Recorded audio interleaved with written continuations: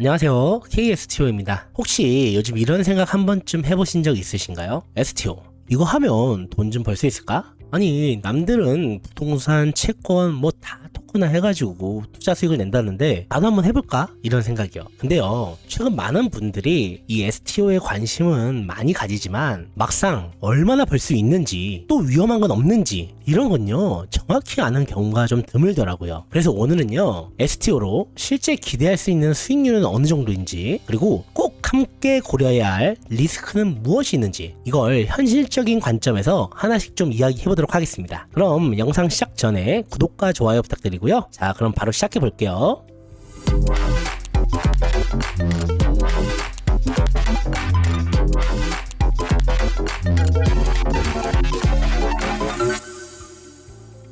그럼 일단 먼저 STO가 무엇이냐? 말 그대로 STO는 증권형 토큰 오퍼링이라고 합니다. 쉽게 말해서 기존에 우리가 주식이나 부동산처럼 실물을 투자하는 것들을 블록체인을 통해서 디지털 토큰으로 바꿔서 거래하는 거죠. 근데 이걸 들으면 대부분 이렇게 생각하세요.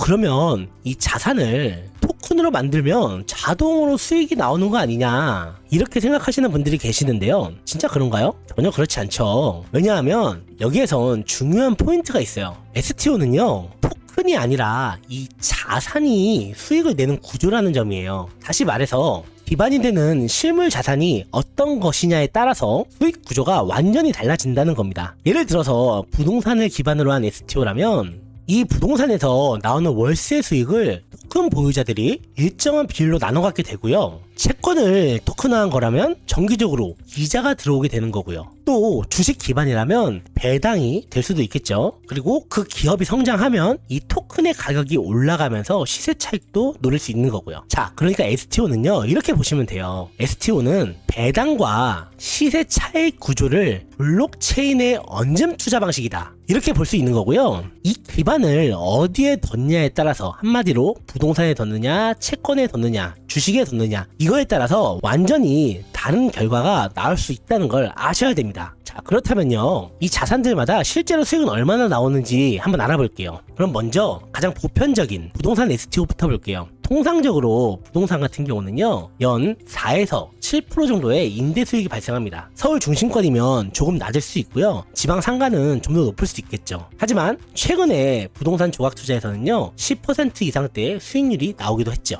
그 다음 채권형 같은 경우는요 뭐 이자율에 따라 다르지만 연 5에서 8% 정도의 수익률이 형성되고요. 특히 뭐 안정적인 국채 기반이라던가 이런 경우에는 수익률이 이것보다는 조금 더 낮아지지만 반대로 리스크도 줄어들게 되죠. 그 다음 가장 변동성이 큰 걸 좀 알려드릴 건데요, 바로 주식형 STO입니다. 이건 정말 케이스 바이 케이스예요. 스타트업 지분을 토큰화한 경우에는요 아예 수익이 안 나다가 몇 년 뒤에 한 번에 대박이 날 수도 있는 거고요. 반대로 이 토큰이 없어질 수도 있는 거죠, 회사가 망하면요. 그러니까 결국 STO도 마찬가지예요. 리스크가 적은 자산은요 수익률이 낮고요, 리스크가 큰 자산일수록 수익률의 기대가치는 굉장히 높지만 이 위험도도 같이 커진다. 그러니까 무조건 몇 프로 이상 나옵니다, 이런 말은요 STO에서는 절대 통하지 않는 얘기라는 겁니다. 자, 제가 지금 자산마다 어느 정도 수익이 나오는지 말씀드렸는데요, 여기서 우리가 꼭 짚고 넘어갈 게 있어요. 바로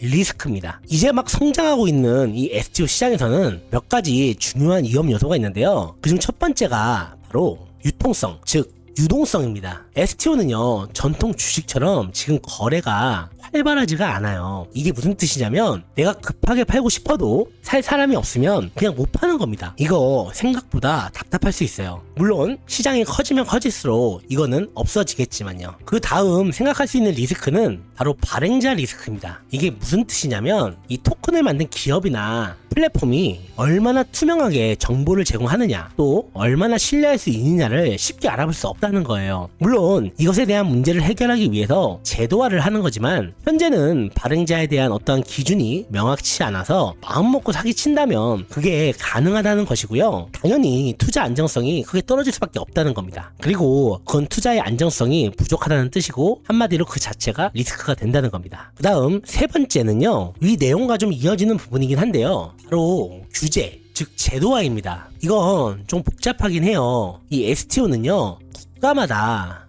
법적 기준이 다 달라요. 한국은 아직 STO 법제화가 완전히 정착된 게 아니라서 이 정책 변화에 굉장히 민감할 수밖에 없고, 앞으로 규제가 어떻게 만들어질지 100% 확실한 건 아니기에 이런 불확실성이 투자의 리스크가 되는 거죠. 자, 다음 마지막으로 가장 큰 리스크가 될 만한 게 기대 수익이 안 나올 가능성입니다. 물론 최근 흐름은요, 수익이 괜찮게 나오는 편입니다만, 예를 들어 부동산이 공실이 생긴다거나 기업이 배당을 못한다거나, 심지어 이 자산 자체, 즉 부동산이나 기업의 가치가 떨어지는 경우 토큰이 있어도 아무런 수익이 들어올 수가 없어요. 한마디로 시장 경기와 직접적인 연관이 있다 보니까 경기 침체 등의 이유로 수익이 안 나올 가능성이 존재하게 되는 거죠. 그렇기에 거시경제의 흐름도 굉장히 중요하겠습니다. 자, 그럼 지금까지 말씀드린 걸 한번 요약해 드릴게요. 이 리스크는요, 유동성이 좀 부족하고요. 두 번째는 발행자 리스크가 있을 수 있고요. 세 번째는 규제, 제도화에 대한 내용이 있고요. 마지막으로 기대 수익이 안 나올 수 있는 이런 가능성에 대한 것도 있습니다. 제가 지금까지 말씀드린 거를요, 한마디로 좀 요약을 해보면요, 이 STO